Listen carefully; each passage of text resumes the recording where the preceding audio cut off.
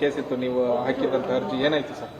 ಇವತ್ತು supreme court ಮುಂದೆ ಏನು CBI ಇದನ್ನು ರಾಜ್ಯ ಸರ್ಕಾರನ ವಾಪಸ್ ತಗೊಂಡಿದ್ದ ಬಗ್ಗೆ ಅವರೊಂದು ಅಫಿಡೇವಿಟ್ ಹಾಕಿದ್ರು. ಈಗಾಗಲೇ ಲೋಕಾಯುಕ್ತದಲ್ಲಿ ಅದು ಕ್ಲೋಸ್ ಆಗಿದೆ ಅಂತೇಳಿ ಬರೆದಿದ್ರು. ಬಹುಶಃ ಅವರೇ ಅಪರಾಧಿಗಳ ಸ್ಥಾನದಾಗ ನಿಲ್ಲುವಂಗೆ ಆಗಿತ್ತದು. ದಿಢೀರ್ನೇ ಇವತ್ತು ಅವರ ಏನು ನ್ಯಾಯವಾದಿಗಳಾದಂಥ ಕಪಿಲ್ ಸಿಬಲ್ ಅವರು ಆ ಅಫಿಡೇವಿಟನ್ನು ವಾಪಸ್ ತಗೊಳ್ಳಿಕ್ಕೆ ಕೋರ್ಟಿಗೆ ಕೇಳ್ಕೊಂಡ್ರು. ಕೋರ್ಟ್ ಅದಕ್ಕೆ ಸಹಮತಿ ವ್ಯಕ್ತಪಡಿಸಿ ಇನ್ನು 2 ವಾರದ ನಂತರ ಈ ಒಂದು ಕೇಸ್ ಏನಿದೆ ನಾವು ಸಹ ಏನು ನಮ್ಮ ಶ್ಯಾಮ್ ದಿವಾನ್ ಅವ್ರನ್ನ ನಾವು ಕೊಟ್ಟಿದ್ದೀವಿ. ಇನ್ನು 2 ವಾರದಲ್ಲಿ ಆ ಪ್ರಕರಣ ಬಗ್ಗೆ ಮತ್ತೆ ವಿಚಾರಣೆಗೆ ಬರ್ತದೆ. ಅವರು ತಪ್ಪಿ ಅವರೇ ಅಪರಾಧಿ ಅನ್ನೋರಂಗೆ ಅವರೇ ಪ್ರೂವ್ ಮಾಡ್ಕೊಂಡ್ಬಿಟ್ಟಿದ್ರು. ಅದು ಅವರಿಗೆ ಹಿಂದ್ರಾಗಡೆ ಜ್ಞಾನೋದಯ ಆಯಿತು. ಆ ತಕ್ಷಣನೇ ನಾನು ವಾಪಸ್ ತಗೋತೀವಿ ಏನು ಹಾಕಿದಂತ ಅಫಿಡೇವಿಟ್ ಅಂತೇಳಿ ಕೋರ್ಟ್ ಅದಕ್ಕೆ ಒಪ್ಪಿಗೆ ಕೊಟ್ಟಿದೆ.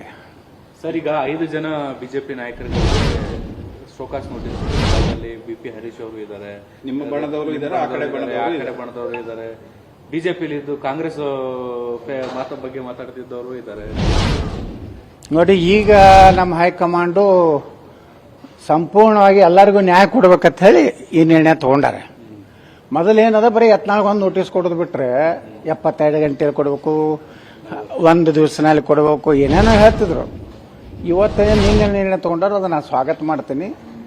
ಇದರ ಜೊತೆಗೆ ವಿಜೇಂದ್ರಗೂ ಸಹ ನೋಟಿಸ್ ಕೊಡಬೇಕು. ಯಾಕಂದ್ರೆ ಪಕ್ಷ ವಿರೋಧಿ ಚಟುವಟಿಕೆ ಅವ್ರ ಮನೆಯಲ್ಲೇ ನಡೀತಾ ಇದೆ. ಯಡಿಯೂರಪ್ಪನವ್ರ ಮನೆಯಲ್ಲಿ ಭಿನ್ನಾಮತೀಯ ಕೆಲವೊಂದು ಮಾಜಿ ಶಾಸಕರ ಸಭೆ ಮಾಡಿರುವುದರ ಮೂಲಕ ರಾಜ್ಯದ ಅಧ್ಯಕ್ಷನಾಗಿ ಇಂಥ ಒಂದು ಅಕ್ಷಮ್ಯವಾದಂಥ ಅಪರಾಧ ಮಾಡಿದ್ರಿಂದ ಅವ್ರಿಗೆ ಒಂದು ಕಠಿಣವಾದಂಥ ನೋಟಿಸ್ ಕೊಡ್ಬೇಕಂತ ನಾನು ಆಗ್ರಹ ಮಾಡ್ತೇನೆ. ಸರಿ, ಈಗ ಮೋದಿ ಅವರು ಒಂದು ಕಿಟ್ ಕೊಡ್ತಾ ಇದ್ದಾರೆ ಬಿಜೆಪಿ ಮೂಲಕ ಮುಸ್ಲಿಮರಿಗೆ. ಇದು ಈದ್ ಕಿಟ್ ಕೊಡ್ತಿದ್ದಾರೆ. ಕಾಂಗ್ರೆಸ್ ಅಣಕ ಮಾಡಿದೆ. ನಾವು ಕೊಟ್ಟಿದ್ರ ಪರಿಸ್ಥಿತಿ ಏನಾಗ್ತಿತ್ತು? ಬಿಜೆಪಿ ಇದು ಓಲೈಕೆ, ಇದು ಮುಸ್ಲಿಮರ ಓಲೈಕೆ ಅಲ್ವಾ ಅಂತ ಪ್ರಿಯಾಂಕ್ ಖರ್ಗೆ ಕೇಳಿದ್ದಾರೆ. ನೋಡಿ, ನನಗೆ ಅದರ ಬಗ್ಗೆ ಖಚಿತ ಮಾಹಿತಿ ಇಲ್ಲ. ಇವ್ರು ಕಿಟ್ ಕೊಟ್ಟಾರೋ ಬಿಟ್ಟಾರೋ ಇನ್ನೂ ನಾನು ಕನ್ಫರ್ಮ್ ಆದ್ಮೇಲೆ ಉತ್ತರ ಕೊಡ್ತೀನಿ. ಆದರೆ ನಮ್ಮದು ಅಷ್ಟೇ ವಿಚಾರ, ಯಾರು ದೇಶದ್ರೋಹಿ ಕೆಲಸ ಮಾಡೋಂಥವ್ರು ಕೊಡಬಾರ್ದು ಅಷ್ಟೇ.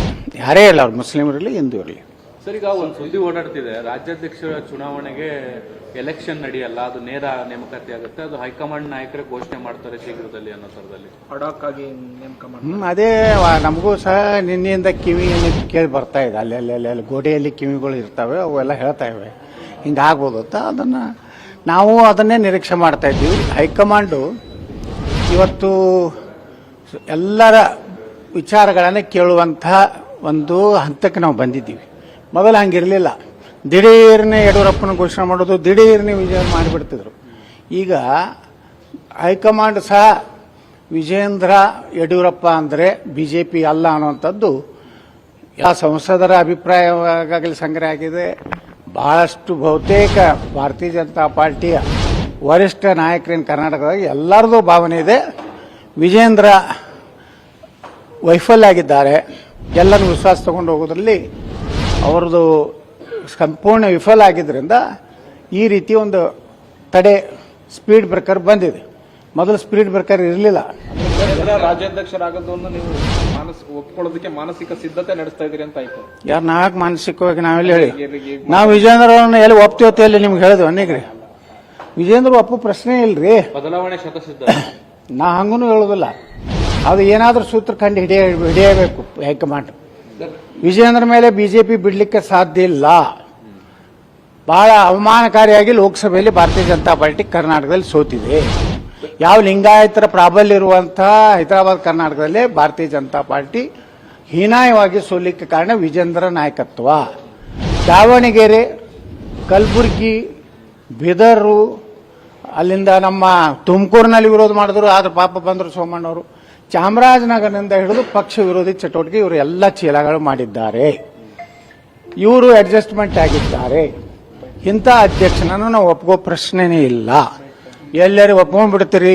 ಅವು ಒಪ್ಕೋದ್ರ ಸಲುವಾಗಿ ನೀವು ಮೊದಲ ಹೆಜ್ಜೆ ಇಡ್ತಿದ್ರೆ ನೋ ಹೆಜ್ಜೆ, ಒಂದೇ ಒಂದು ಹೆಜ್ಜೆ ವಿಜೇಂದ್ರ ಹಟಾವ್, ಕರ್ನಾಟಕ ನಿಷ್ಠಾವಂತ BJP ಬಚಾವ್. ಸರ್ ಈಗ ನೀವು ಹೇಳಿದ್ರಿ ವಿಜೇಂದ್ರಗೂ ನೋಟಿಸ್ ಕೊಡಬೇಕು ಅಂತ ಕೊಡ್ಬೇಕು. ನಿಮಗೆ ಕೊಟ್ಟಿದ್ರಲ್ಲ ಆ ಸಂದರ್ಭದಲ್ಲಿ ಆ ವಿವರಣೆಯಲ್ಲಿ ನೀವು ಹೇಳಿದ್ದೀನಿ ಕೊಡಬೇಕು. ನಾವು ವಿಜೇಂದ್ರಗೂ ಕೊಡ್ಬೇಕಂತ ಹೇಳಿ. ನೀವು ಒಂದು ಸೈಡ್ ಮಾಡ್ತಾ ಇದ್ದೀರಿ, ಇದು ಸರಿಯಲ್ಲ. ಯತ್ನಾಳ್ ಒಂದನೇ ತಪ್ಪು ಮಾಡ್ತಾರ ಅನ್ನೋಂಥ ಭ್ರಮೆಯಿಂದ ಹೊರಗೆ ಬರಬೇಕಂತ ಹೇಳಿ ನಾನು. ಇಲ್ಲಂದ್ರೆ ಏನಾಗ್ತದೆ, ಬರೀ ಯತ್ನಾಳ್ ತಪ್ಪು ಮಾಡ್ತಾ ಇದ್ದಾನೆ, ವಿಜೇಂದ್ರ ಬಹಳ ಸಾಚ ಅದನ್ನತ್ತೇನು ನೀವು ಇಲ್ಲಿ ದಿಲ್ಲಿಯಿಂದ ನಾನು ನೋಟಿಸ್ ಕೊಡೋದು 4-5 ನೋಟಿಸ್ ಕೊಡ್ತಾ ಇದ್ದೀರಿ. ನಾವು ಉತ್ತರ ಕೊಟ್ಕೋತ ಬಂದಿದ್ದೀನಿ. ಈ ಸಲನೂ ಬಹಳ ವಿವರವಾಗಿ ಎಲ್ಲ ಉತ್ತರ ಕೊಡ್ತೀನಿ. ಇವ್ರೇನೇನು ಮಾಡ್ತಾ ಇದ್ದಾರೆ, ಯಾವ ರೀತಿ ಅಡ್ಜಸ್ಟ್ ಇದ್ದಾರೆ. ಮೊನ್ನೆ ಇದೇ ಹನಿ ಟ್ರ್ಯಾಪದ್ದು ವಿಧಾನಸಭೆಯಲ್ಲಿ ನಾನು ಪ್ರಸ್ತಾಪ ಮಾಡಿದಾಗ ಇದೇ ವಿಜೇಂದ್ರನೇ ಅಶೋಕ್ ಮೇಲೆ ಒತ್ತಡ ತಂದು ಇದನ್ನ ಬಹಳ ಚರ್ಚೆಗೆ ಅವಕಾಶ ಕೊಡಬೇಡ ತಂದವನೇ ವಿಜೇಂದ್ರ. ಇಂಥ ಒಂದು ದೊಡ್ಡ ಅಸ್ತ್ರ ನಮ್ಮ ಕೈಯಾಗ ಸಿಕ್ಕಾಗೂ ಸಹಿತ ಭಾರತೀಯ ಜನತಾ ಪಾರ್ಟಿ ಸಮರ್ಥವಾಗಿ ಅದನ್ನ ಉಪಯೋಗ ಮಾಡ್ಕೊಂಡಿದ್ರೆ ಅವತ್ತೇ ಅವರು ಯಾವ ಆರೋಪಿ ಇದ್ದಲ್ಲ ಅವ್ರ ಹೆಸರನ್ನ ರಾಜಣ್ಣವರು ಬಹಿರಂಗಪಡಿಸ್ತಿದ್ರು. ಅವತ್ತೇ ಸರ್ಕಾರ ಬಿದ್ದು ಹೋಗ್ತಿತ್ತು. ಇವಾಗ ಸರ್ಕಾರ ಉಳಿಸುವಂತ ಎಲ್ಲ ಹಂತದಲ್ಲಿ ವಿಜೇಂದ್ರ ಸರ್ಕಾರ